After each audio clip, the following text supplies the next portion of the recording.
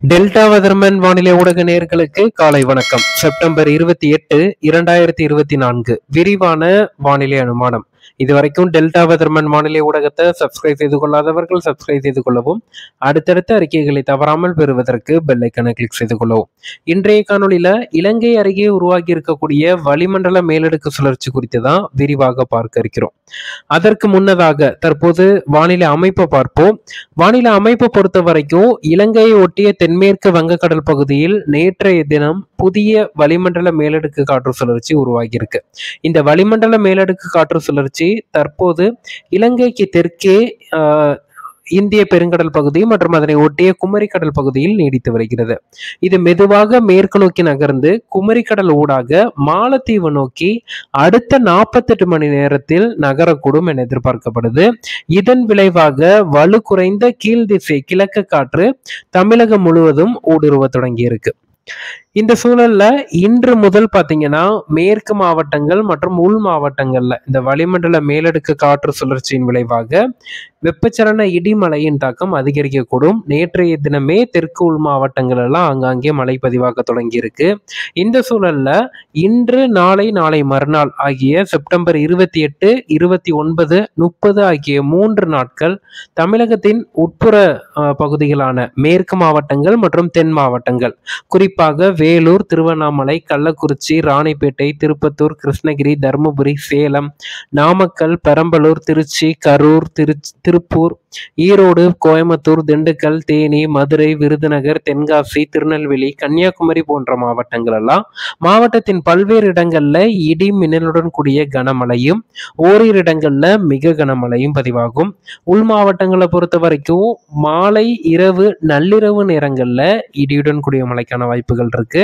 இந்த மழைப்பொழிவின் போது பலத்த இடி மின்னல், வலுவான இடி மின்னல் இருக்கக்கூடும். மழைக்கு முன்னதாக தரைக்காற்று சற்று பலமாக வீசும். குறிப்பா மேற்கு மாவட்டங்கள், தென் மாவட்டங்கள் எல்லாம் செப்டம்பர் மாதம் முழுவதுமே வறண்ட வானிலையும் பகல் நேர வெப்பநிலை இயல்பை விட அதிகரித்தும் காணப்பட்டது. இப்போது இந்த ஈரப்பதமான காற்று மழைப்பொழிவு கொடுக்கும் போது வலுவான இடிமின்னல் இருக்கும். அதன் காரணமா இடிமின்னல்ல சற்று எச்சரிக்கையாக இருக்குமாறு கேட்டுக்கொள்ளப்படுது. அதே போல கடலோர மாவட்டங்களை பொறுத்த வரைக்கும் கடலோர மாவட்டங்களான குறிப்பாக மத்திய மற்றும் தென் கடலோர மாவட்டங்கள் கடலூர், மயிலாடுதுறை, காரைக்கால், நாகப்பட்டினம், திருவாரூர், தஞ்சாவூர், புதுக்கோட்டை, ராமநாதபுரம், தூத்துக்குடி போன்ற மாவட்டங்கள்ல இன்றைய தினம் பிற்பகல் நேரத்துல ஒரு சில இடங்கள்ல இடிமின்னலுடன் கூடிய மழைக்கான வாய்ப்புகள் இருக்கு. நாளை மறுநாள் செப்டம்பர் 29, 30 ஆகிய 2 நாட்கள் மேற்குறிப்பிட்ட கடலோர மாவட்டத்துல அதிகாலை, காலை, முற்பகல் நேரத்துல, அதாவது அதிகாலை 2 மணிக்கு மேல் பிற்பகல் 2 மணிக்குள்ளாக மாவட்டத்தின் பல்வேறு இடங்கள்ல இடி மின்னலுடன் கூடிய மழைக்கான வாய்ப்புகள் இருக்கு. தற்போது இலங்கையை ஒட்டிய கடல் பகுதியில காற்று சுழற்சி நிலவுது. அதே போல நிலநடுக்கோட்டு ராஸ்பி அலைவின் வருகையும் இந்திய பெருங்கடல் பகுதிகளில் காணப்படுது. இந்த ராஸ்பி அலைவு, இலங்கை அருகே காற்று சுழற்சி, நீண்ட நாட்களாக நிலவிய வறண்ட வானிலை, இவை அனைத்துமே வரக்கூடிய அடுத்த 3 நாட்கள்ல வலுவான இடி மின்னலை ஏற்படுத்துவதற்கான வாய்ப்புகள் இருக்கு. அதனால விவசாயிகள், கால்நடை மேய்ப்பவர்கள் சற்று எச்சரிக்கையுடன் இருக்குமாறு கேட்டுக்கொள்ளப்படுது. பொதுமக்களும் மரங்கள் கீழே நிற்பது இது போன்றவற்றை தவிர்க்குமாறு கேட்டுக்கொள்ளப்படுகிறது. அதே போல மழைக்கு முன்னதாகவும் மழைக்கு பின்பும் தெளிவான வானத்துடன் வெயில் இருக்கும். பகல் நேரத்துல தெளிவான வானத்துடன் வெப்பமான சூழல் நிலவும். பகல் நேர வெப்பநிலை இயல்பான அளவிலேயே நீடிக்கும். அதே நேரத்துல உணரும் வெப்பநிலை இயல்பை விட சற்று அதிகரித்து காணப்படும். மழைக்கு முன்னதாகவும் மழைக்கு பின்பும் வெயில் நீடிக்கும். குறிப்பா கடலோர மாவட்டங்கள்ல முற்பகல் 11 மணி முதல் பிற்பகல் 2 மணிக்கு இடைப்பட்ட நேரத்துல மழைக்கான வாய்ப்புகள் இருக்கு.